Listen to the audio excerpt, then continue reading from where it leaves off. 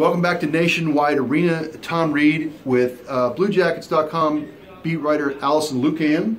Good job. And Craig Merz from the NHL.com. It's kind of replacement night here. Aaron Portzline's still on the beaches in Mexico. Some of our other guys will be coming later in the week, so we were very fortunate to have these guys join us. We're the B team. Right? Well, you're the second power play unit. You're the second power play unit, and right now they could use some help. Yeah. All the help that they can get right now on the power play. Anyway, a 3-2 loss to the Rangers tonight. A game in which I didn't think the Blue Jackets played poorly at all. I thought they played pretty well, outshot the Rangers. But the Rangers, who are a very fast team, got their speed game going in the third period, got a couple of goals, one on a breakaway from Kevin Hayes, and a goal, the winner from Jimmy Vesey on a beautiful move down the right-hand side, past the stumbling David Savard, and just a great shot to beat Sergei Bobrovsky. Your thoughts on this performance? Well, you know, the Rangers are who we think they are. They're the best third-period team in the league, and we've seen that the last 3 times they played the Blue Jackets, how they've outscored them. They've scored now, I believe, it's been 9 goals in the past 3 third periods against them, and that's what they've done.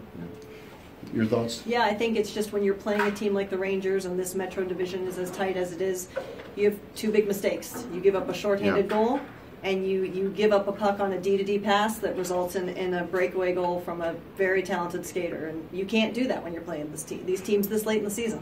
I think one of the interesting things about this, if you look at the 4 games these teams played, I thought this was the best game the Blue Jackets played in regards to controlling the Rangers' speed. The Rangers have, you know, they've had tons of chances in these other games created from speed. We think of Michael Grabner's breakaway goals and stuff like that. Tonight, I thought the Blue Jackets did a pretty nice job. You didn't hear Grabner's name. You didn't. You really didn't. He did have. Bob made one big save on Grabner. Man, is he fast! But for the most part, I thought they played a good game. But the power play. Now tonight, the 4 chances. You know, the first one they scored right as the power play ended. But again. Only 4 shots on goal. They've gone 9 goals without a power play. Yeah. This has been the bread and butter for most of the season. What do you think's got to change with that unit? You know, I mean, if you look to, they are getting fewer reps. You know, in January they had games where they had 1 game with 5 power play opportunities, a couple with 4, a couple with 3. These guys aren't seeing a lot of time. Yeah. And at the same time, this is a small league. Other teams are figuring this out. But you know, I don't know if it's focus. The units look sharper tonight, particularly when they started. We didn't see a lot of the sloppy passing maybe we've seen in recent games, but I know they're trying everything. They might have to keep trying. We saw Marcus Nudavara again on the power play tonight. But again, as you said, they're trying different things.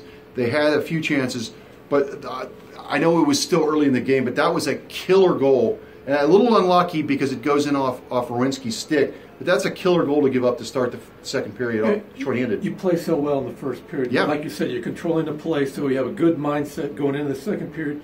You've got the power play going, maybe make it 2-0. Boom, now it's 1-1. Yeah. It takes a while to come back from that. I don't know how many people were even in their seats when that goal got scored. Yeah, it was a weird play again. 12 seconds in. It was an innocent wrist shot from Dan Girardi, and it just flicked off the stick of Werenski and in the net, and it was kind of a weird game for 2 periods. There just wasn't a lot going on. We think about how these 2 teams have played some really exciting, high-scoring games, and then tonight it was a little bit different. Then in the third period it gets going. You know, when you're on a winning streak, there's times, and I think we saw this at the end of the winning streak, where they probably won games they probably didn't deserve, and they have not. It is amazing. They've gone 19 games now and only won two in a row once in that streak. But I think you also, sometimes when you're playing poorly and kind of not getting the results you get, I think at the end of that, you start to play some games where you probably deserved a better fate. Do you think tonight might be one of those games? This is one where they probably could have gotten that point at the end, or that goal at the end to get a point, at least get it to overtime, and make them feel good about themselves and the way that they played tonight and get rewarded for it. That's the thing. If you play well, you don't get a reward, then you start to drift back a little bit. Yeah. And I think what's huge is I think we felt that from the room tonight too. There was a lot of, we're holding our heads up. This is not a game to be embarrassed about. No. And for a team that's been facing the challenge of how do we get emotionally invested in this game again, to have that attitude coming out of this game bodes well. yeah, again, I thought that there were some positives, just a couple critical mistakes ended up costing them in the third period. Good stat from Merz about the third period. And the Rangers have obviously they've had some big third periods in this building. Not as much tonight, but still. 6th consecutive win for them. Yes, 6th consecutive win. Metro Division from 2 to 4 is really tightening up. It's going to be fun to watch. We'll see you guys back here on Wednesday night, and I don't know, these two might be back in the box. We may not leave. All right, stay here. All right, for Alison Lukan and Craig Merz, Tom Reed. We'll see you Wednesday night. Good night.